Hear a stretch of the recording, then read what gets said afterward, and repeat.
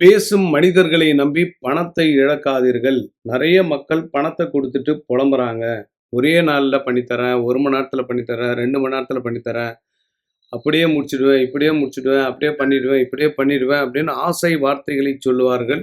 எந்த மனிதர்களையும் நம்பாதீங்க. இப்ப நம்ம சேனல் பொறுத்தவரையில, நாங்க மனிதர்கள அதிகமா ஃபோக்கஸ் பண்றதில்ல. ஒன்லி தெய்வங்கள மட்டும் தான் ஃபோக்கஸ் பண்றோம். பேசாத தெய்வங்கள நம்புங்க. உங்க குலதெய்வத்த நம்புங்க.